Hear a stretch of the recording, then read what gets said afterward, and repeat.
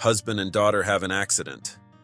Husband: we only have a few scratches and bruises. No need to come visit us. Minutes later, my daughter walks in the front door. I take action against lying husband. I was at work when I got a call from my husband, and when I answered the phone, to my great surprise, it wasn't his voice. Is this the number of Mrs. Kellen Devon? Yes, speaking. TJ Howard from the Orlando Police Department at your service, ma'am. I've called to inform you your husband has been in a car accident and both he and the girl are unconscious with minor injuries. I must advise that you get to the hospital as quickly as possible. My husband and daughter were supposed to be at an amusement park, but they apparently had an accident on the way. My heart started racing with panic, and I immediately consulted my boss. He was very sympathetic and would have loved to let me leave early and head to the hospital, but for the fact they would be desperately short-staffed. I had no choice, and I had to stay another couple of hours before work would allow me off. A few hours later, my husband's phone called me again, and this time it was my husband's voice that reached my ear. We both only sustained a few scratches and bruises, honey. Nothing serious. You don't have to come to visit us. That's all he said before hanging up. I couldn't help but be concerned for my daughter, so although I did go home as he wanted me to, I couldn't sit still. I was so concerned. So I decided to go to the hospital, and as I reached for the front door, to my great surprise, in walked my daughter. After talking to her, it turned out that someone else was in the hospital. This is the story of how my daughter was crucial in helping me discover the truth about my husband, and how I took decisive action to give him the hell that he deserved. My name is Kellen, and I used to live with my husband Maxwell, better known as Max, and my daughter Anna. My daughter was in the 2nd grade of elementary school when this whole story began, and at that point, she had made a lot of friends and always looked forward to going to school every day. On holidays, Max took her out sometimes together because I sometimes have work on weekends and holidays. My father loved his daughter very dearly, and over the years he's proved to be quite a responsible father, so I knew that he cared for my daughter, and I could leave her in his responsibility with great peace of mind. I am proud of having such a man to take such good care of Anna, and I was grateful that I had married him, and that we have this happy home now without any major problems between us. My days off are very erratic and unpredictable, falling sometimes on weekends and sometimes on weekdays. Meanwhile, Max was generally off on weekends, and without much of a social life, being a clerk in a bank and all, he was usually home on his days off. He always watched our daughter when I was working, but on this particular occasion, he apparently had plans for that Saturday. Frankly speaking, it is very unusual for him to have an appointment on his day off, and the very fact that he had a plan proved it was pretty important. At least to him it was. I told him to have a nice time since I also happened to be scheduled to be off that Saturday. However, the person who was supposed to come in for work on Saturday fell ill, and my boss called if I could come into work instead. I assumed Max's plan was a flexible one. Our taxes were due sometime soon, at that point as well, and going to City Hall could definitely be postponed to another day, so I went to ask him to cancel his appointment and take care of Anna for the day. I'm sorry, Max, but I was called to go to work on Saturday. Could you please take care of Anna for me? You can't be serious? Ah, shit, Kellen, really? I've got to take care of something that's pretty important, you know. Can't you leave her with your parents? My parents are apparently traveling in Europe right now. Is there any way you could be flexible? Of course, I felt bad now that I knew it was something he clearly did not want to change, but what could I do? I asked him, and after he thought for a few minutes, he said, "Okay, I'll try to reschedule. Can't make any promises though, be warned." I was really sorry, but it was work, and work helped us survive. I was relieved he made this sacrifice, and I thanked him before going to work. When I got home that day, he and Anna were talking happily and laughing, drinking some chocolate milk and eating some cookies. I entered the conversation, and it seemed that Max had taken Anna to his parents' house. I tried to reschedule, honey, I really did, but it just wasn't possible, so I had a stroke of genius and asked Mom and Dad to watch her. They loved the idea, seeing how they hadn't seen Anna in a while, and Anna herself also had a great time, I think. I see. Did you have a good time, Anna, darling? Yeah, I did, Mommy. It was fun. Grandpa bought me a stuffed animal. Oh, that's the one you wanted. That's so cool. I was glad that she was happy, but I couldn't help but wonder what exactly were these plans of my husband's. What could be so important that despite his best efforts, it couldn't be rescheduled? It wasn't work, that was for sure. It wasn't with friends, seeing how he didn't have many nowadays. And it wasn't City Hall. This was very strange. But then again, he'd been going out with our daughter on his other days off while I was working. So I assumed it was really just a bad coincidence that this occasion was different. But as time went on, when I asked Anna what she and her daddy did on a certain holiday when I wasn't there, Max always cut into the conversation and said, "Oh, we went to our little secret place, didn't we, Anna? Just the two of us?" What was strange about this answer was the fact that he would make eye contact with Anna in a strange way. From then onward, Max became more and more conservative about what they did on these little dates he went with Anna. Stranger still was the fact that he would always come to his daughter's side whenever she tried to tell me something about what they did that day. "Come on, sweetie, talk to Daddy first," is what he'd say as he took her hand and led her away into another room before re-emerging. Only then was Anna allowed to tell me what they did, and it was as though Max had to confirm what she wanted to say, correct it, and then let her tell me. I knew something was wrong because it had never happened before, but I didn't care at the time because they were still really close.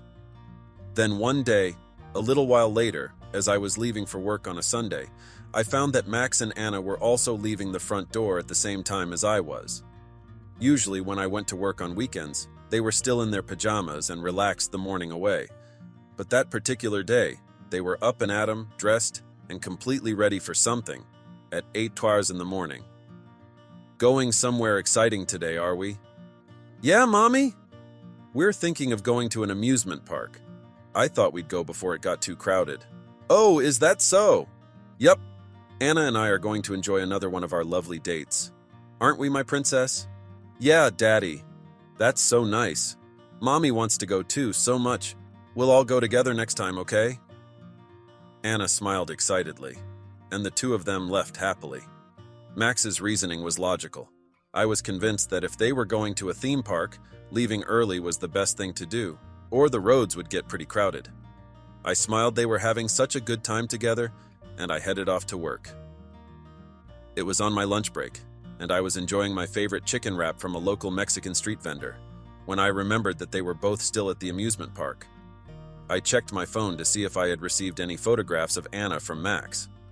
Unfortunately, I didn't get enough time to do that, because right as I pulled out my phone, a call was incoming. The number on the screen belonged to Max. It was rare for him to call me while I was at work, so I answered the phone to see if something was wrong. "Is this the number of Mrs. Kellen Devon?" "Yes, speaking." "TJ Howard from the Orlando Police Department at your service, ma'am. I've called to inform you your husband has been in a car accident. We rummaged around his belongings that scattered around the ground as a result of the accident, and we found his cell phone. Both he and the girl are unconscious with minor injuries. I must advise that you get to the hospital as quickly as possible." My heart started racing with panic, and I was too worried about my husband and daughter to work, so I immediately consulted my boss. He was very sympathetic and would have loved to let me leave early and head to the hospital, but for the fact they would be desperately short-staffed.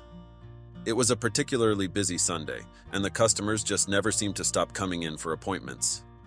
I tragically had no choice, and I had to stay another couple of hours before work would allow me off. I continued on with my work, but I was not in the right frame of mind. My boss was aware of this and very generously helped me out throughout the remainder of the day. A few hours later, my husband's phone called me again, and this time it was my husband's voice that reached my ear. "Did the police call you?" "Yes, they did, honey. Are you okay?" "Yeah, I'm fine, Kellen, don't worry. I just had a little accident." "I'll be at the hospital soon, so just wait for me, okay? Is Anna okay?" "She's totally fine. We're both just a little banged up. Just a couple of scratches and bruises, honey. Nothing serious. You don't have to come to visit us in the hospital." "Eh? I'm worried about Anna, honey, so I'm definitely gonna go once I'm done with work here. We'll both be discharged tomorrow, so you really don't have to come visit us." Maxwell sounded strangely desperate. Besides, Even if you come now, it's only an hour before visiting hours are finished for the day, and the hospital's next to Disney World. Getting here by train and then by taxi would definitely take more than an hour too. I don't think you'll make it in time. Is that so? We'll be back home tomorrow, Kellen, so you can come pick me up at the hospital then. Okay, Max. Good plan. I wasn't convinced, but he then hung up on me. Indeed, once I started to think about it more seriously, I figured that if it was just a few scratches and bruises, surely they could be discharged from the hospital after thorough checks for other trauma or injury. And since Anna was with her father, I figured it wouldn't be a problem regarding her safety, so I decided to head home. However, despite this line of logic, I was so worried that I couldn't sit still even after returning home, and I was about to leave the house to go to the hospital when I put my hand on the front door. I looked on in horror as the doorknob turned counterclockwise from the outside, and in walked my daughter, Anna. Anna, aren't you in the hospital, sweetheart? What do you mean, Mommy? You were in a car accident just today, weren't you? You said you were going to the amusement park with Daddy. Oh, yeah. We were going, but once we got to the train station, he said he forgot the tickets, so we didn't go. Then what have you been doing? I was at Mia's house. I couldn't keep up with what Anna was telling me. As she kept on talking, telling me what had happened, the story grew more and more shocking. After Daddy took me to Mia's house, Mia's dad wasn't there, but her mom was. So we started playing, but it was getting dark outside, so after a long time, I went home. She told me that she had been staying with a friend of hers, Mia Priestley, who was in her class at school. She was supposed to go to Disney World with Max, but once he told her he'd forgotten the tickets, he somehow took her to Mia's house and went out somewhere with Marina, Mia's mother, leaving the two girls alone at home. Later on, when Max supposedly had his accident, he had called Anna while she was playing with her friend and asked her to take a cab to go to the hospital right now. She didn't know why she had to go to the hospital, so she asked him several times why. He unfortunately never gave her a clear reason as to why, and he just kept on saying, "Just come to the hospital, honey, please." Anna pleaded why she had to, and she never got an answer. She told him that she understood anyway, and promised she would go to the hospital. But perhaps she was scared because she didn't understand why he wanted her to come, not to mention the fact that it was starting to get dark at that point, and going to a hospital on the opposite side of the big city in the evening would undoubtedly strike even more fear into a 7-year-old's heart. So she had the idea of walking home. Mia's house was a 10-minute from where we lived, and Anna knew the way well, to wait for me so we could go together. I went on to call 2 places as soon as I finished talking with Anna, and we decided to go to the hospital, accompanied by a certain person. That person was Mr. Priestley, Mia's father. The reason why I called Mr. Priestley was because I was certain then that Max was having an affair with Mia's mom, Marina. Anna told me that on several occasions her father and Marina had left her alone with Mia at the house, and in the evenings he would come back to pick her up. She didn't seem to mind because she could play with her best friend, but it just wasn't right in any plausible way. I was sure the reason they left early this morning was because Max was actually planning to go to Disney World together with Marina. Both of them went on to betray both of their daughters and went off gallivanting at an amusement park, only to be met with a car accident that sent them both to a nearby hospital with minor injuries. A truly self-inflicted turn of events. I just wish the injuries were a lot worse. When I heard the story from Anna, I contacted Mr. Priestley first. He seemed to be already aware of the situation and went to the hospital with me to question his wife. I decided to leave Mia and Anna at my parents', who had come back from their trip to Europe a few days prior. I arrived at the hospital. I heard Max and Marina in the hospital room talking to each other. "This is the first time we're staying together, isn't it?" "LL. Sorry, dear. It's not going to be just the 2 of us." Why not? If my wife finds out that we went out together, it'll be a problem, right? That's why I called Anna to get over here. So it's not going to be just the 2 of us? Aw, man, that's boring. I'd rather be alone with you, my darling Marina, but we both don't want our relationship to be exposed, right? That's true. I want to be with you too, so I'll put up with Anna's presence today. They were talking like a legitimate couple. That's when Mr. Priestley and I walked in. Max seemed to think Anna had walked in instead because he said, "Anna, sweetie, you're late." He sounded so carefree, so innocent, so disgusting. But when he realized that it was me and not his daughter, he started a panic attack.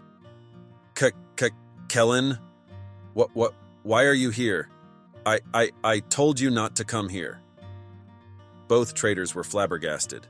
Marina had perhaps broken her leg during the accident. Her foot was pinned up on a piece of white cloth suspended from a hook on the ceiling. What are you two doing here? You were in an accident with my daughter, weren't you? Care to explain to me why I don't see Anna in my sight? Max became even more panicked when I began asking him difficult questions, and he desperately tried to calm himself down.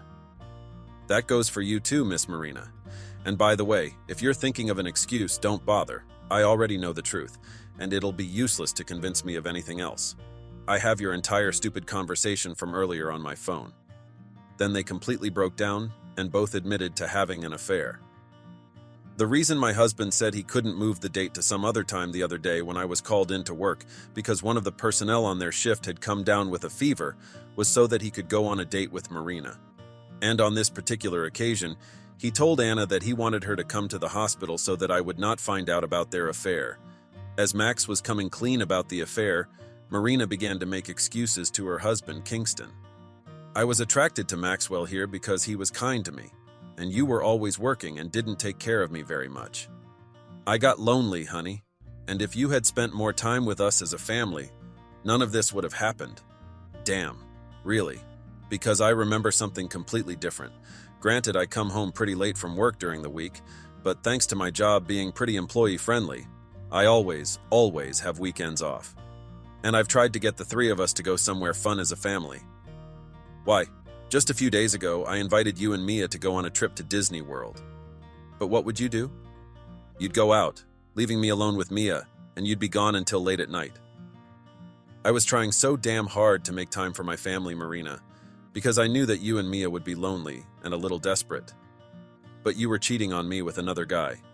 You have no right to accuse me of never trying to do something for you.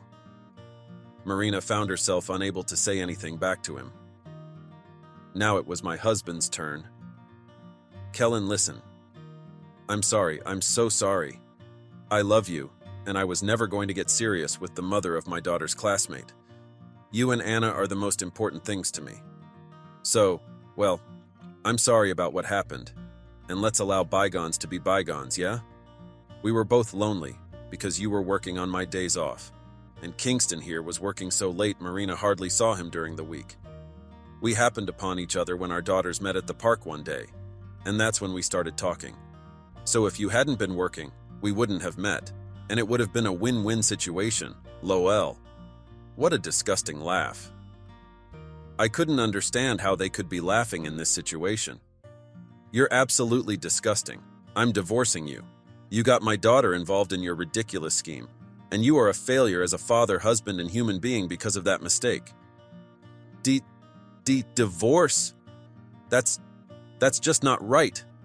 Anna doesn't have a grudge against me, does she? We do have to see each other again, right? For her sake.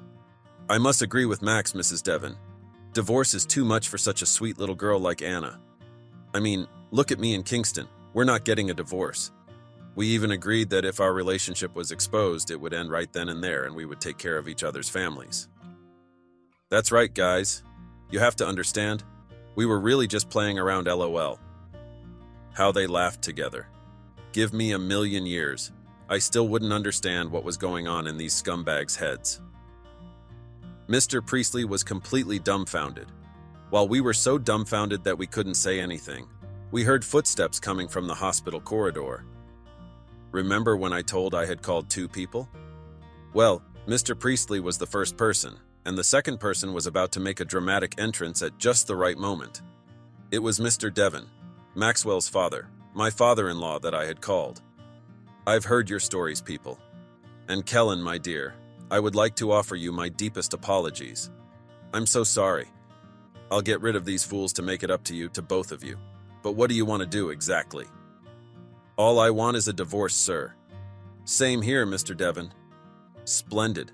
I'll see to the arrangements of the alimony and child support myself. You see, Mr. Devon, my father-in-law, is a respected divorce attorney. He was willing to represent Kingston Priestley and I in each of our divorces, and he promised he would get us the right amount of alimony and child support. Max and Marina were painstakingly desperate.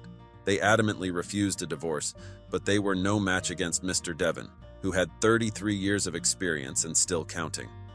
Answer me this, my children. Would you say the same thing if the roles were reversed? Marina, imagine my client betraying you and had an affair with another woman. And you also imagine, son. What would you want to do to those traitors then? If you betray someone, you'll have to pay a big price. And then, what was she thinking then? I've no idea. But Marina started another ridiculous excuse. They say I'm going to be paralyzed in the lower half of my body because of this accident. Are you really going to abandon me, Kingston? Listen to this then. When I said that, I played the recording of their conversation from earlier. Mr. Priestley shook his head as he said, "And what the hell is a woman who said this load of bullshit not 5 minutes ago talking about now? Why don't you two have a nice first night together? You betrayed your family first. Don't put what you did up on the shelf to be forgotten." After saying that, he turned around to leave the hospital room. I didn't have anything to say to Max either, so I turned to my father-in-law and said, "Please take care of the rest, sir. I'll be in touch. Thank you so much." And with that, I left the hospital. I heard Max trying to stop me, but I left the hospital without ever looking back. Thereafter, I divorced Maxwell, and Kingston also divorced his wife. I asked my father-in-law to represent me, and the alimony and child support was paid in a lump sum as requested. After that, Marina's parents found out about the incident and severed ties with her. Meanwhile, my own in-laws severed their own ties with Maxwell.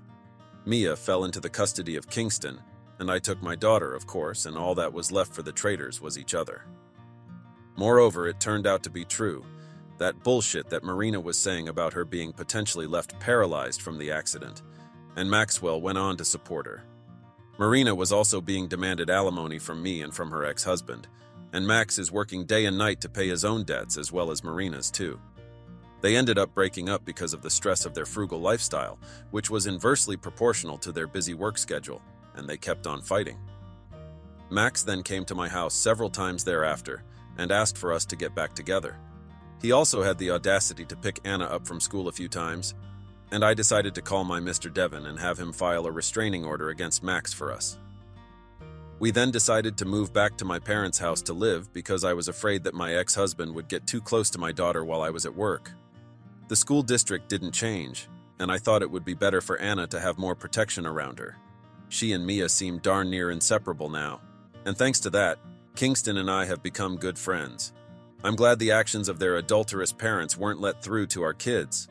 From now on, my goals is to keep a close eye on Anna to make sure she continues to grow up big, strong, and independent, and I'm going to work my hardest to provide her with all she'll ever need.